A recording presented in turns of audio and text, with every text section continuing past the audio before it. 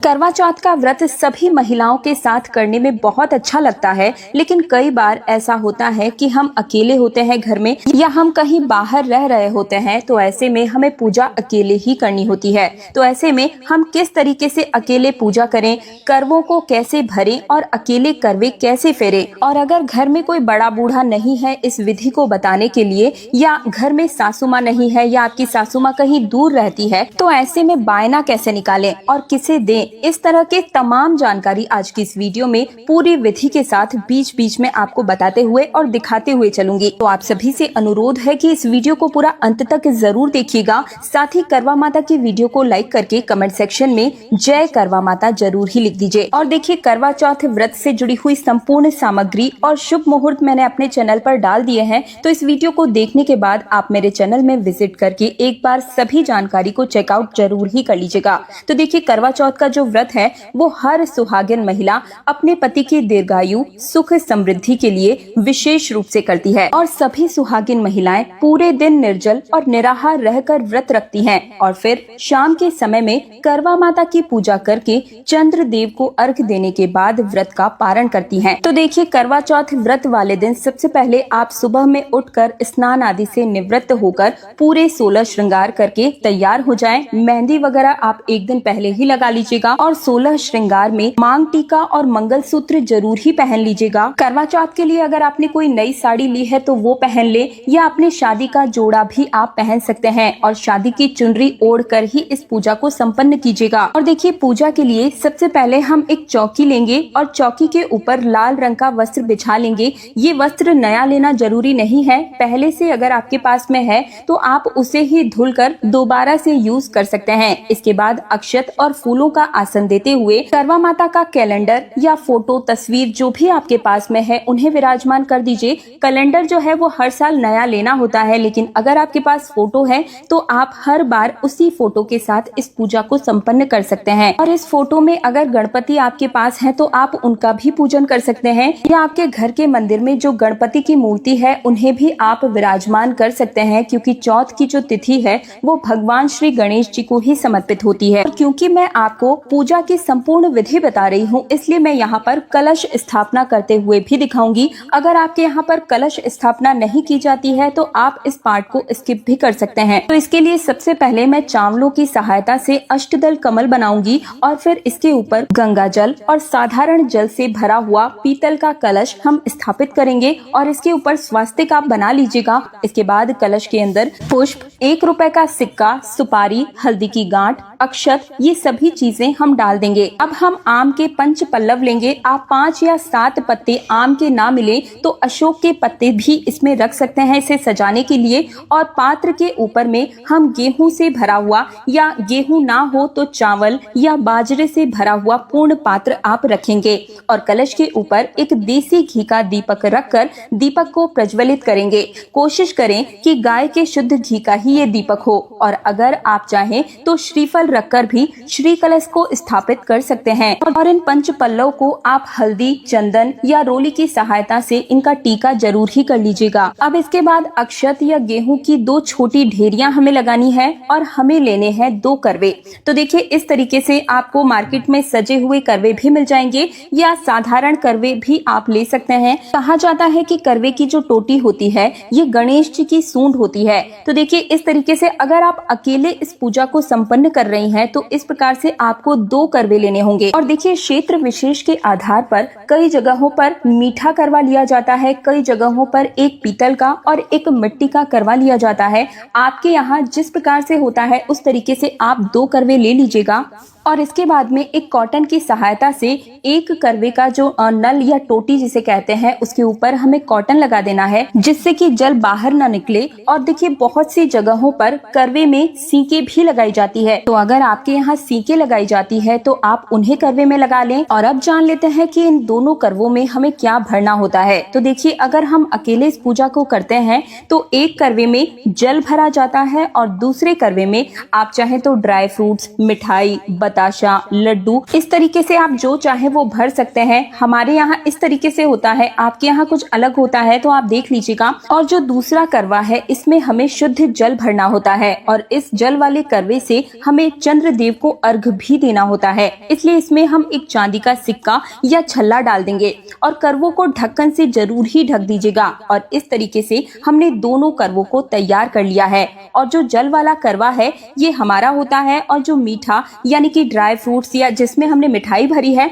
ये जो करवा है वो माँ पार्वती के नाम का होता है। अब गंगा जल और पुष्प की सहायता से हम स्नान भाव से सभी को छींटा देंगे और वस्त्र की भावना से सभी को कलावा समर्पित करेंगे। करवा माता को भी हम लाल रंग की चुनरी समर्पित कर देंगे। अब करवा माता, गणेश जी और कलश देव सभी को हम टीका लगाएंगे। और देखिए करवा माता के फोटो में जितने भी लोग हैं, जो भी देवी देवता हैं, चांद, सूरज, सभी को हमें टीका लगाना है। और अब हम प्रथम पूजनीय भगवान श्री गणेश जी को पुष्प, हल्दी और एक जनेऊ भी समर्पित करेंगे। और इसी के साथ करवा माता के लिए अगर आप पुष्पों की माला लेकर आए हैं तो उसे समर्पित कर दें। और देखिए ये जो पूजा है वो बिना पुष्प यानी कि फूलों के भी संपन्न की जाती है। किसी भी सामग्री का अगर अभाव हो तो आप परेशान ना हो, माता रानी आपके भाव से हर पूजा को स्वीकार कर ही लेती हैं। और ये देखिए दोस्तों करवा माता कितनी सुंदर लग रही हैं। और अब हम सभी पर अक्षत समर्पित करेंगे। इसके बाद में करवों के ऊपर हम थोड़ा थोड़ा मीठा रख देंगे, इसे खाली नहीं छोड़ा जाता है।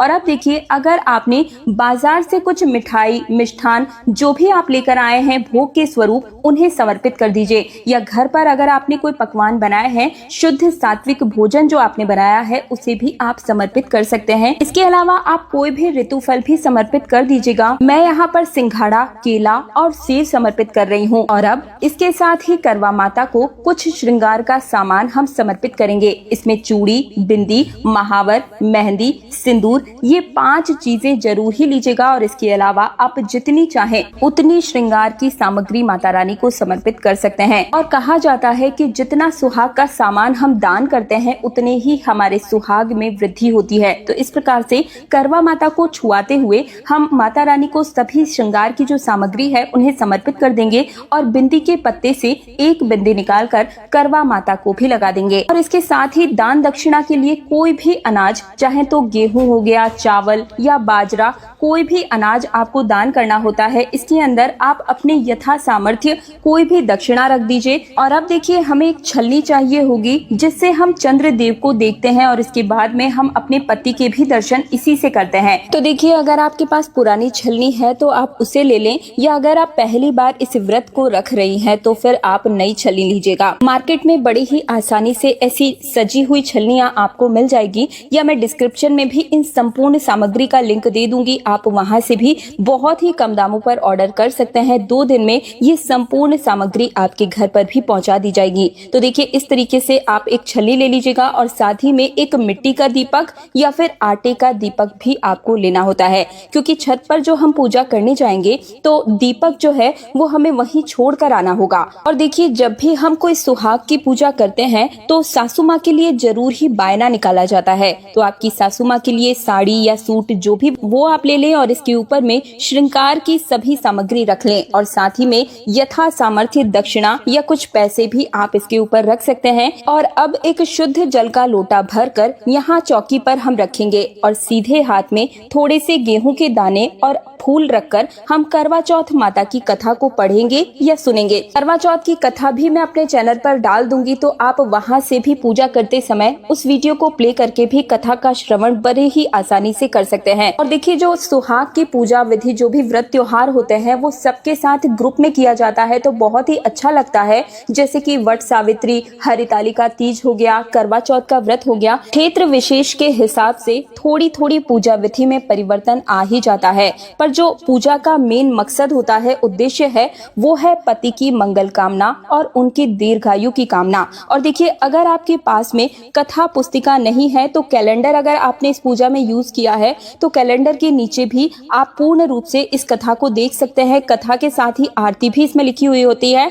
और जैसे ही कथा संपन्न हो जाए तो आपने जो हाथ में गेहूं लिए थे उनमें से थोड़े से गेहूं आप जल के लोटे में डालेंगे और थोड़े से जो गेहूं है वो माता रानी को समर्पित समर्पित करेंगे। और बाकी के जो बचे हुए गेहूं के दाने हैं, इन्हें आप अपनी साड़ी में, चुनरी में, जो भी आपने ओढ़ा हुआ है उसके पल्लू में आप इसे बांध कर रख लीजिएगा।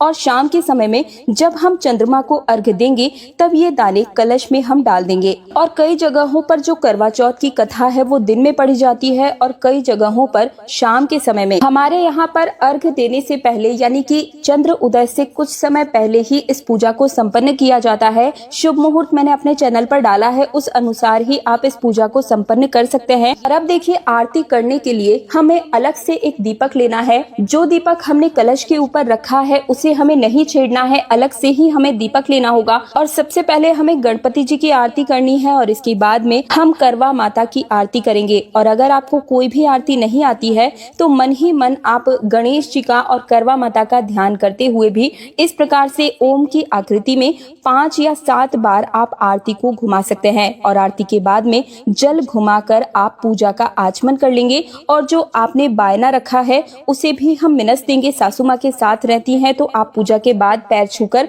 उन्हें दे दीजिएगा। और अगर आपकी सासू माँ कहीं दूर रहती है तो इसे संभाल कर रख लीजिए और जब आप उनसे मिलें तब आप इसे उन्हें दे सकते हैं। अब इसके बाद में हाथ जोड़कर करवा माता से पूजा में रही कमियों के लिए क्षमा याचना जरूर ही कर लीजिएगा और अपने पति की लंबी उम्र की कामना भी हम करेंगे। अब इसके बाद करवों को हमें फेरना होता है यानी कि बदलना होता है। तो हाथों को इस तरीके से आपको क्रॉस करना है और 7 बार इन्हें इस तरीके से फेरना है, बदलना है। और फेरते समय आपको बोलना है, पार्वती माता सुहाग दे, पार्वती माता सुहाग दे। यानी कि पार्वती माता का सुहाग जैसे अमर है वैसे ही हमारा सुहाग भी अमर रहे। तो ऐसी मंगल कामना के साथ हम 7 बार करवों को फेरते हैं। और 7 बार करवा फेरने के बाद आप देखिएगा कि जहाँ पर पार्वती माता का करवा था वहाँ पर आपका करवा आ जाएगा और जहाँ पर आपका करवा था वहाँ पर पार्वती माता का करवा आ जाएगा। अब देखिए, अगर आपने एक ही करवा लिया है, क्योंकि देखिए बहुत सी जगहों पर एक ही करवा लिया जाता है, तो हमें क्या करना है,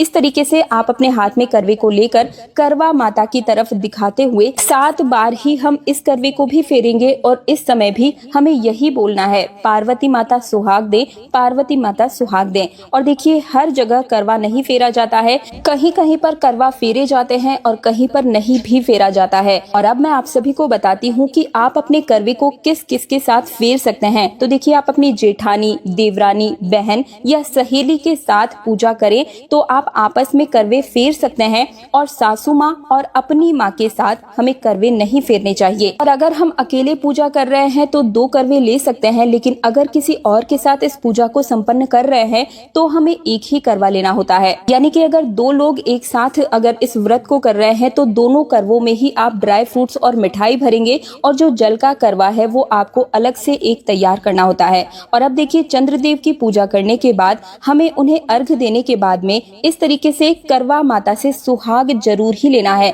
तो इस तरीके से आप अपने पल्लू में जो भी आपकी सिंदूरदानी है या जो आपका सिंदूरा है उसे रखकर 5 या 7 बार हमें इसे करवा माता को समर्पित करना है। और जितनी बार भी आप अपने हाथों से माता रानी को सिंदूर लगाएंगे उतनी ही बार आपको इसे करवा माता से लेना भी है और अपनी मांग में इसे सजा लेना है। और माता से अपने सुहाग की लंबी उम्र की कामना करते हुए आपको प्रार्थना करनी है। अब देखिए, चंद्र देवता की पूजा और पति पूजा करने के बाद अपनी सासू माँ के पैर छूकर, अपने घर में जितने भी बड़े हैं उन सभी के पैर छूकर आप उनसे आशीर्वाद जरूर ही लीजिएगा और इसके बाद ही व्रत का पारण करेंगे। और देखिए, अगर आपकी सासू माँ ना हो तब आप इस बायने को किसी भी बड़ी महिला जिसके आप पैर छूती हैं, ननद, जेठानी या घर में कोई भी सुहागिन स्त्री है उसे भी दे सकते हैं। और जो सुहाग का सामान आपने करवा माता को समर्पित किया था उनमें से कुछ सामान आप अपने लिए रख लें और बाकी कुछ सामान आप अपने परिवार की किसी भी सुहागिन स्त्री को भी दे सकते हैं। और प्रसाद को आप पूरे परिवार के साथ ग्रहण कीजिएगा। तो मुझे उम्मीद है कि करवा चौथ व्रत पूजा की ये वीडियो आप सभी को पसंद जरूर ही आई होगी।